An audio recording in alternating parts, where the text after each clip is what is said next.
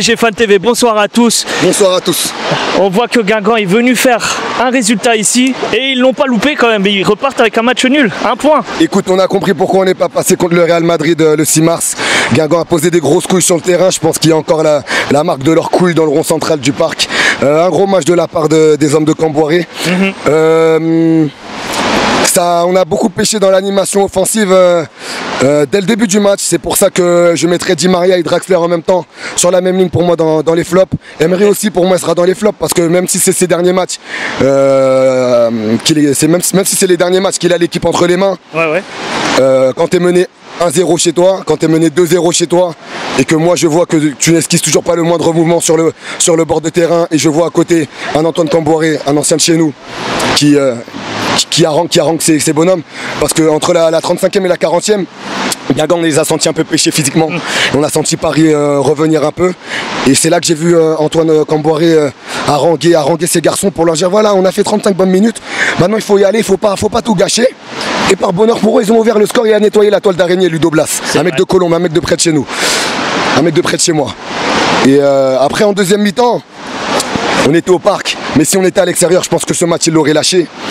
L'entrée de Pastore, il a loupé quelques petits trucs. Mais il a fait des bons trucs aussi. Donc tout n'est pas jeté de son côté. Et Nkunku, super entrée de sa part. Après tout le restant des joueurs sur le 11 de départ, sincèrement, les mecs ils ont été merdiques. C'est mon club, hein. J'aime pas parler comme ça de mes joueurs, mais il faut être objectif, il faut être réaliste. Ils n'ont pas été bons, à part Silva, pour moi qui a tenu la baraque sur pratiquement toute la globalité du match. Kimpembe, il n'a pas fait un grand match, Kimpembe. Oui, il a eu quelques interventions non, mais il a joué très bas et des fois avec notamment Dany et après Meunier par moment, quand Meunier est entré, et ça a joué beaucoup à se faire peur. Et sincèrement, c'est des matchs comme ça où tu vois nos lacunes et tu vois qu'il y a, comme il disait le soir du Real, l'ancien, tu vois qu'il n'y a pas d'âme réellement dans cette équipe. Je prends l'exemple d'un garçon, Lo Celso. Il a ses torts, il a ses raisons dans cette équipe. Mais Lo Celso, il y a une vidéo où j'ai dit un jour ça deviendra un grand Lo Celso. Pourquoi aussi? Pourquoi? Bah dis-moi, vas-y. Parce que c'est comme ça qu'on identifie les grands joueurs. Quand Verratti est arrivé à Paris, on s'est foutu de la gueule de Leonardo, on ne savait pas qui était ce petit Italien. Ce petit Italien nous a montré sur les gros matchs qu'il pouvait être présent, qu'il pouvait correspondre à ce projet des Qataris. Du coup, il est entré dans notre cœur. Pour que Lo Celso rentre dans notre cœur, il faut que dans les matchs, justement, où il constate qu'autour de lui, les 10 autres, ou les 9 autres, ou les 8 autres, ou les 7 autres, ou les 6 autres ne sont pas bons, il faut qu'il nous montre qu'il fait partie de ceux qui surnagent.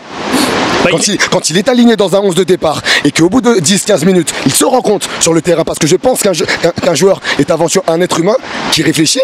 Donc au bout de 10, 15, 20 minutes, il constate que les autres ne sont pas dans leur assiette. Il est surélève. Et c'est ce que Verratti a fait au tout début quand il était au PSG. Et c'est comme ça qu'il est entré dans l'histoire dans le cœur des Parisiens. Parce qu'on a constaté que c'était un mec, quand les autres à côté perdaient leurs couilles, lui, il remontait le niveau. Il va falloir que Lo Celso fasse ce truc-là s'il veut évoluer. Parce que s'il évolue pas comme ça, moi je te dis sincèrement, c'est un garçon qu'on va prêter, qui va revenir en espérant qu'il se soit métamorphosé. Et si c'est pas métamorphosé, c'est un garçon, sa carrière va stagner pour moi. Après, dans les tops, tu mets qui? Silva, Camboiré, des grosses couilles. Cavani, c'est encore le mec qui nous sauve ce soir. Je t'ai dit, ce match, s'il est à l'extérieur, on le lâche. On le lâche. Et c'est encore le mec qui nous sauve. Et bizarrement, il n'y a pas de Di Maria, il n'y a pas de Draxler quand Lo Celso va chercher ce péno, quand il va chercher le deuxième but. Il n'y a pas de Di Maria, il n'y a pas de Draxler. Pourquoi? Voilà, ils sont dans mes flops. L'animation offensive en première mi-temps, 0. Il a fallu qu'on fasse rentrer Nkunku, un peu de vivacité. Le Titi parisien ne veut pas se laisser faire. Donc voilà, c'est comme ça. Mais justement, tu les sens pas qui se préservent justement pour la Coupe du Monde? Pour la Coupe du Monde, mais même s'il y a une Coupe du Monde, la saison avec nous, elle finit le 20 mai. Autrement dit, dans 3 semaines.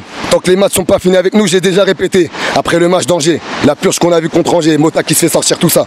J'avais déjà dit, tant que la saison n'est pas terminée, je veux des garçons qui s'arrachent un minimum. Thomas Meunier, là, avec les tifos parisiens, jamais faire ça, frérot. Ta communication, ton excuse, là, ton communiqué de merde.